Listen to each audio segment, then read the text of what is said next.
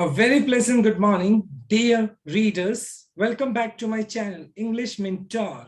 Today, we are going to analyze the editorial of 1st of September. So let us start this editorial in detail. The title of this editorial is For the Record. Record के लिए Novak जोकोविच एक tennis player है and 21st grand slam. तो ये जो पूरा का पूरा आर्टिकल है, ये स्पोर्ट्स बेस्ड आर्टिकल है।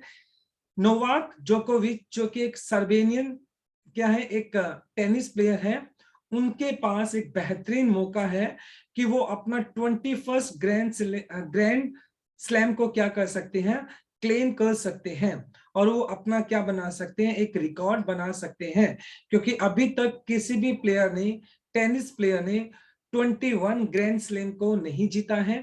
तो इसी बात को ध्यान में रखते हुए इस एडिटोरियल को आज लिखा गया है। So let us start this editorial in detail.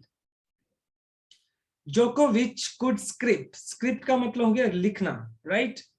जोकोविच कुड स्क्रिप्ट हिस्ट्री, यानी जोकोविच क्या कर सकते हैं, इतिहास रच सकते हैं। if he completes the calendar grand slam at the US Open। अभी फिलहाल जो यूएस के अंदर, न्यूयॉर्क के अंदर क्या होना है, यूएस ग्रैंड स्लैम होना है टेनिस का। अगर वो उसके अंदर क्या करते, कंप्लीट करते हैं और अगर वो उस 21st ग्रैंड स्लैम को जीत भी लेते हैं, तो नोवाक जो जोकोविच है वो क्या बन जाएंगे, वो फर्स्ट टेनिस प्लेयर बन जाएंगे पूरी दुनिया के अंदर जिसने 21 ग्रैंड स्लैम को जीता है।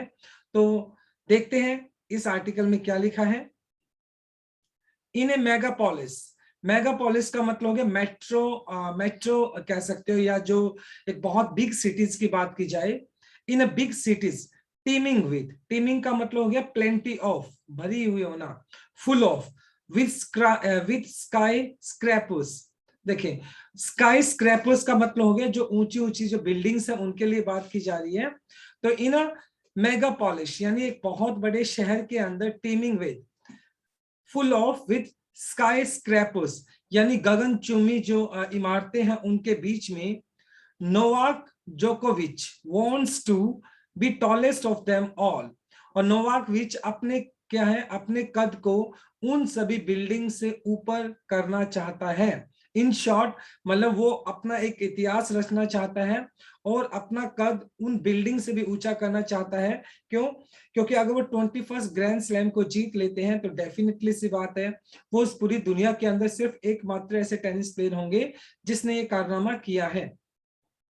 हिस्ट्री बैकन्स का मतलब है सिग्नल देना। History beckons the Serbian tennis legend at the US Open currently progressing in New York। और जो हिस्ट्री है, इतिहास है, वो क्या कर रही है, जो सर्बियन टेनिस लेजेंड है यानी नोवाक जोकोविच की तरफ इशारा कर रही है। एट द यूएस ओपन, जो फिलहाल अगर बात की जाए यूएस ओपन होना है कहां पर, न्यूयॉर्क के अंदर, प्रोग्रेसिंग इन न्यूयॉर्क। तो ये जो यूएस ओपन होने वाला है वो न्यूयॉर्क के अंदर होगा, जो कि अमेरिका की एक बहुत बड़ी सिटी है, वहां पर होने वाला है।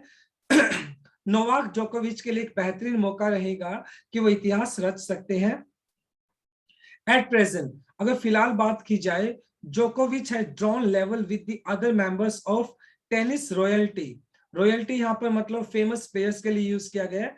टेनिस के जो दूसरे जो प्लेयर्स हैं उनके साथ उनका जो रिकॉर्ड है वो ड्रॉ पे है, यानी 3 ऐसे प्लेयर्स हैं फ्रॉम द मैन साइड, यानी मैन साइड की तरफ से अगर बात की जाए, Roger Federer, Rafael Nadal and अगर बात की जाए जोकोविच, ये तीनों के तीनों क्या है, इन्होंने 2020 ग्रैंड स्लैम को जीता हुआ है। यानी इन तीनों के बीच में अभी फिलहाल ड्रॉ की एक स्थिति बनी हुई है। लेकिन इन केस अगर नोवाक जोकोविच जीत जाते हैं तो वो इतिहास रच देंगे और वो 21st ग्रैंड स्लैम को जीतते हुए उनका रिकॉर्ड बन जाएगा और दुनिया में एकमात्र ऐसे प्लेयर बन जाएंगे जिन्होंने 21 बार ग्रैंड स्लैम को जीता है। The big three have won 20 Grand Slams each। As I told you कि ये तीनों के तीनों जो प्लेयर्स हैं, रोजर फेडरर, राफेल नडाल और नोवाक जोकोविच, इन तीनों ने ही क्या कर 20 ग्रैंड स्लैम्स को जीता हुआ है। एंड जोकोविच has a chance to move ahead, और जोकोविच के पास फिलहाल एक अपॉर्चुनिटी है, एक चांस है कि वो इन दोनों से आगे बढ़ सकते हैं एंड परहैप्स स्टे देयर, और मतलब वहां पर उस मुकाम पर रुक सकते हैं अनचैलेंज्ड, बिना कोई चैलेंज के, उनको कोई चुनौती नहीं दे सकता है। और मतलब ऑब्वियस सी बात है 21st ग्रैंड स्लैम को जीत कर नोवाक जोकोविच दुनिया के एकमात्र टेनिस प्लेयर बन जाएंगे। ही इज अक्लेम्ड, अक्लेम्ड का मतलब यहां पर आप बोल सकते हैं praised या admired, and relatively older rivals have skipped their annual tryst, tryst का मतलब यहां पे हो गया efforts with the Flushing Meadows called the USTA Billie Jean National Tennis Center। अगर बात की जाए, देखें, जो उसके acclaimed मतलब जो उसके admired and relatively comparatively older rivals, और जो नोकोविच के जो पुराने राइवल्स हैं, प्रतिद्वंदी हैं, हैव स्किप्ड, स्किप्ड का मतलब हो गया यहाँ पर एक तरीके से किसी चीज को टाल देना, इग्नोर कर देना, छोड़ देना। और उनके जो राइवल्स हैं, किसकी अगर बात की जाए, नोकोविच जो नोवाक जोकोविच के जो राइवल्स हैं, उन्होंने क्या किया है, फ्लशिंग मिडोज एक पर्टिकुलर जगह है जहां पर क्या है, जहां पर किंग नेशनल टेनिस सेंटर है, तो उन्होंने क्या किया है, फिलहाल अगर बात की जाए तो उन्होंने जो एक देखिए ध्यान से देखते हैं, his acclaimed and relatively older rivals have skipped their annual tryst with the Flushing Meadows, formerly called the USTA Billie Jean King National Tennis Center। तो फिलहाल अगर बात की जाए उसके जो राइवल्स हैं, उन्होंने क्या किया, राइवल्स जो है फिलहाल वो किसी भी तरह के एफर्ट्स नहीं कर रहे हैं, लेकिन नोवाक जोकोविच के लिए एक बेहतरीन मौका है कि वो 21st ग्रैंड स्लैम को क्या कर सकते हैं, क्लेम कर सकते हैं। लेकिन अगर बात की जाए उसके ओल्डर राइवल्स हैं, स्किप का मतलब इग्नोर करना, एनुअल ट्राइस्ट का मतलब यहां पर हो गया एफर्ट्स, यानी कि जो फ्लशिंग मिडोज नाम की एक पार्क है जहां पर नेशनल टेनिस सेंटर है, वो वहां पर किसी भी तरह का कोई पार्टिसिपेशन नहीं कर रहे हैं। फेडरर इज रिकपरेटिंग का मतलब हो गया रिकवर करना from A knee injury surgery, और जो मतलब फेडरर है, रोजर फेडरर है, उनको नी इंजरी है और वो अपनी नी इंजरी से क्या कर रहे हैं, वो उनका नी सर्जरी हुआ है जिससे वो रिकवर कर रहे हैं। वाइल नडाल इज कॉपिंग विद का मतलब टैकल करना, और विद ए फुट इंजरी, और उनको पैर में चोट लगी हुई है। And it leaves the field marginally clear, तो कहीं ना कहीं जो जोकोविच है उसके जो दूसरे जो कॉम्पिटिटर हैं जिन्होंने 2020 ग्रैंड स्लैम को क्या किया हुआ है, 2020 ग्रैंड स्लैम को उन्होंने जीता हुआ है, वो दोनों के दोनों अभी फिलहाल इंजरी से जूझ रहे हैं, जिसकी वजह से जोकोविच के लिए जो रास्ता वो काफी क्लियर है फॉर द 34-year-old जोकोविच, यानी कि जो सर्बियन प्लेयर है उनके लिए अभी फिलहाल रास्ता साफ पड़ा है, क्योंकि जो उसके कंपटीटर हैं वो दोनों चोट से जूझ रहे हैं।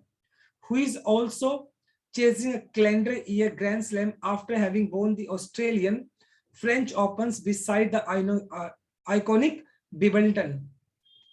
और जोकोविच की अगर बात की जाए, who is also chasing, वो भी पीछा कर रहे हैं a calendar year Grand Slam after having won the Australian and French Open। और हालांकि अगर बात की जाए उन्होंने ऑस्ट्रेलियन और फ्रेंच ओपन को जीता, उसके बाद वो अभी उनका जो पूरा टारगेट है, पूरा का पूरा उसका जो कंसंट्रेशन है ग्रैंड स्लैम के ऊपर है। और डेफिनेटली सी बात है फिलहाल उसके लिए रास्ता क्लियर भी दिखाई पड़ता है, क्योंकि उसके जो टफेस्ट कंपटीटर हैं, जो राइवल्स हैं, फिलहाल वो इंजरी से जूझ रहे हैं।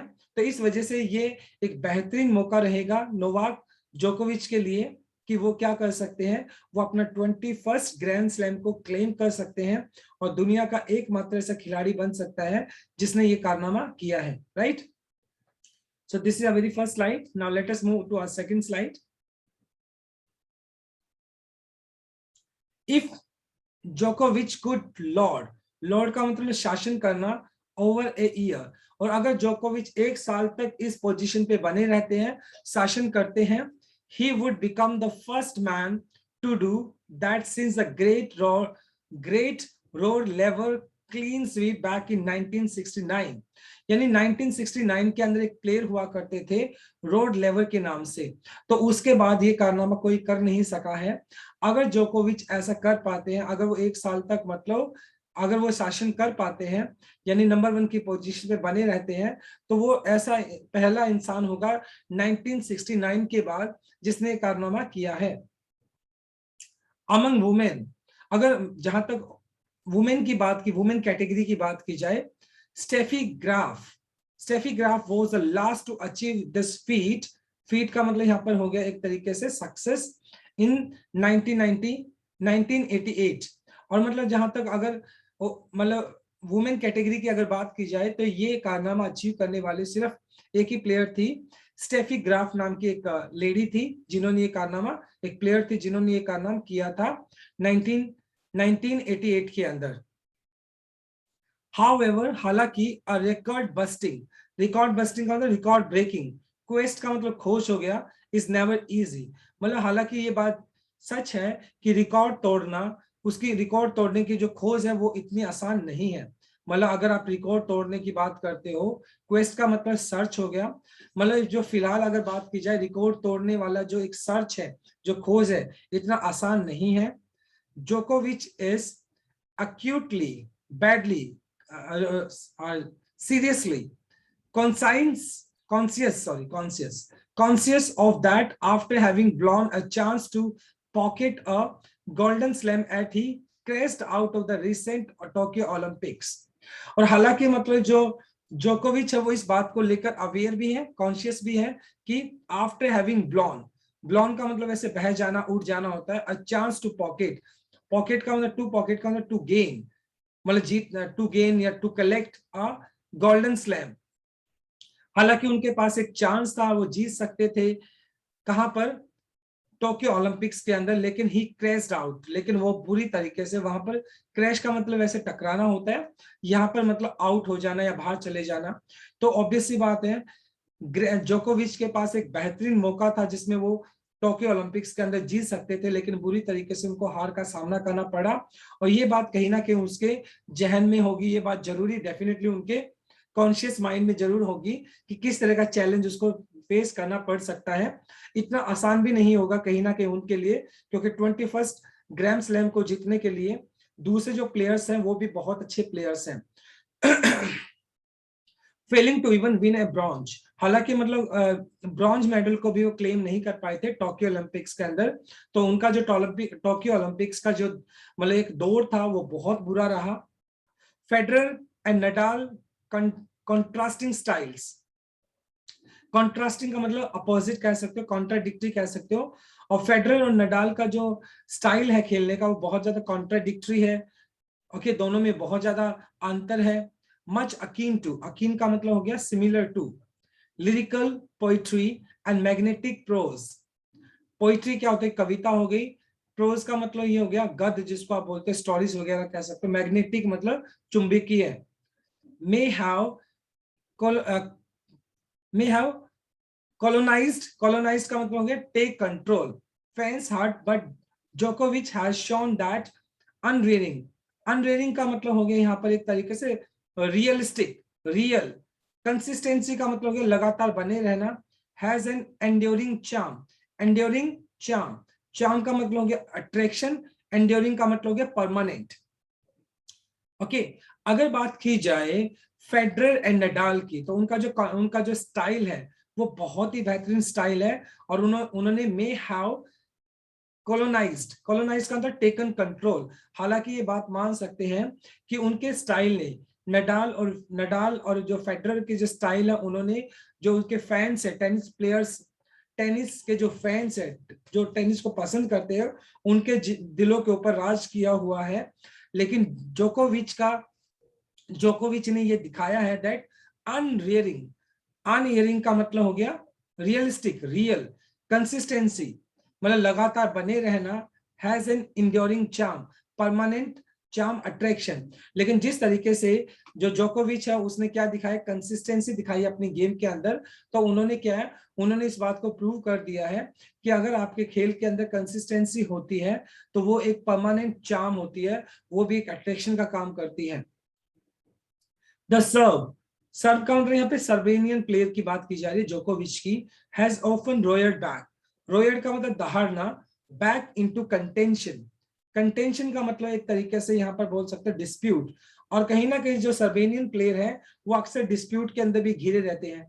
Covering the court, closing out the angle and digging into vast reserves of physical and mental strength. और जब वो खेलते हैं तो कोर्ट के अंदर अगर खेलते हैं, मतलब जो उसका टेनिस प्लेयर, जो टेनिस ग्राउंड होता है वहां पर खेलते हैं, तो अपने एंगल्स को क्लोज करते हुए, डिगिंग का मतलब खोदना, vast results of physical and mental strength, और वो अपने खेल के अंदर अपनी फिजिकल और मेंटल स्ट्रेंथ का एग्जांपल प्रेजेंट करते हैं। अपना फिजिकल और मेंटल स्ट्रेंथ, टफनेस को वो जरूर दिखाते हैं, उसके खेल में ये चीज दिखाई पड़ती है। ऑफ द टर्फ, और टर्फ मतलब यहां से अगर बात की जाए मैदान से परे, टर्फ का मतलब ग्राउंड हो गया।